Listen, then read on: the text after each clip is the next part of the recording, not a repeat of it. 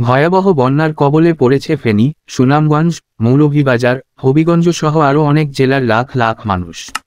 এই অবস্থায় দুঃখ প্রকাশ করেছে বাংলাদেশের জাতীয় দলের কয়েকজন ক্রিকেটার। বন্যার্তদের পাশে থাকার আহ্বান দিয়েছেন তাওহিদ হৃদয়, নুরুল হাসান সোহান সহ আরও অনেকে। সামাজিক যোগাযোগ মাধ্যমে বার্তা দিয়ে বন্যার্তদের পাশে দাঁড়ানোর আহ্বান দিয়েছেন টাইগার ক্রিকেটাররা। বাংলাদেশের জাতীয় দলের ক্রিকেটার ও বাংলাদেশ দলের ক্রিকেটাররা এখন ব্যস্ত আছে মাঠে। তবুও বাংলাদেশে কি ঘটছে তা নজরে রেখেছেন তারা। পাকিস্তানের বিপক্ষে চলমান টেস্টে একাদশে রয়েছেন পেসার শরীফুল ইসলাম। দেশের বাইরে অবস্থান করলেও ফেসবুকে বন্যার্তদের জন্য সহায়তা চেয়ে কুরআনের একটি আয়াত শেয়ার করেছেন। এদিকে বন্যার্তদের পাশে দাঁড়ানোর কথা জানান বাংলাদেশের ব্যাটসম্যান তাওহিদ হৃদয়। ফেসবুকে তিনি লিখেছেন, কি লিখব, কি লেখা উচিত। নিজেকে অসহায় মনে হয় যখন সরাসরি দেশের কোনো দুর্যোগে পাশে থাকতে পারি না।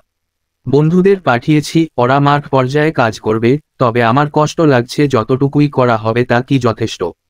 তবুও করতে হবে, সবাইকে এগিয়ে আসতে হবে। শুধু এখন না, পানি নেমে যাওয়ার পর পর্যন্ত বন্যার্তদের পাশে থাকতে হবে। নৌকা, ওষুধ, বিশুদ্ধ পানি, শুকনা খাবার যেভাবে পারেন। এদিকে বাংলাদেশের সাবেক পেসার রুবেল হোসেন বন্যার এই পানি কোথা থেকে এসেছে তা নিয়ে প্রশ্ন করেছেন। তিনি লেখেন, এত পানি কোথা থেকে এলো, কেনই বা গভীর রাতে সব গেট খুলে দিল? এই অসহায় গরিব দেশ কি এই প্রশ্নের উত্তর কোনোদিনই জানবে না।